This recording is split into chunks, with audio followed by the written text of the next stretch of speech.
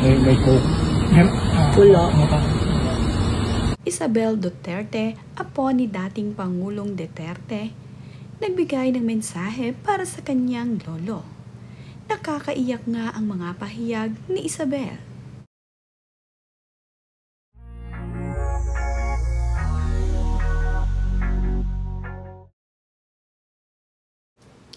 Mayroon ngang nakakaantig na mensahe itong si Isabel Duterte na ibinahagi sa kanyang social media. Ito nga ay para sa kanyang lolo Duterte na ngayon ay ibiniyahe patungong Netherlands. Ayon nga sa mensahe nitong si Isabel Duterte para sa kanyang lolo ay,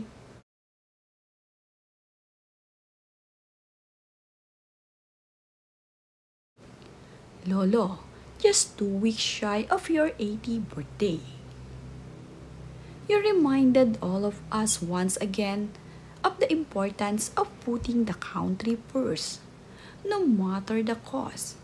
Salamat sa imong sakripisyo and for your unwavering selfless service to the nation.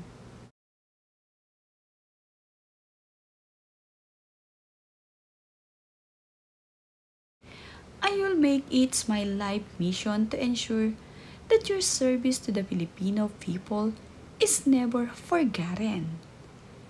This injustice will not fade from memory. You always acted with the belief that what you do, and it was for the greater good of our country, and for that, I will forever defend your name.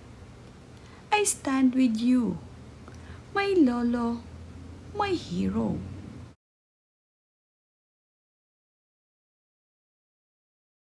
Mahal na mahal nga ni Isabel ang kanyang lolo Digong. Kaya naman, ganoon lang lamang ang kanyang pag-aalala matapos nga itong ibiyahe patungong Netherlands. Hindi na kasi nila alam kung ano ang mangyayari dito sa kanilang tatay Digong.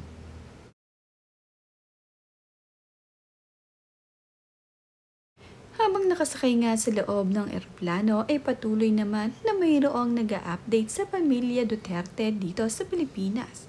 Kagaya na nga lamang ng larawang ito na ibinahagi na ang Pangulo ay kumakain na ng kanyang pananghalian sa loob ng eroplano.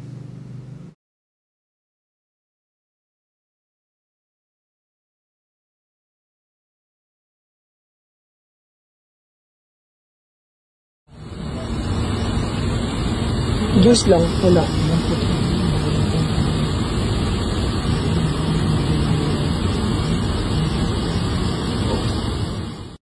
Anak naman ni Pangulong Duterte na si Kitty Duterte ay nagbahagi din ng larawan nila ng kanyang ama.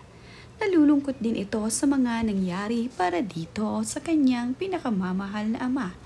Ayon nga dito kay Kitty ay, I will forever walk with pride, knowing that I am your daughter, your blood.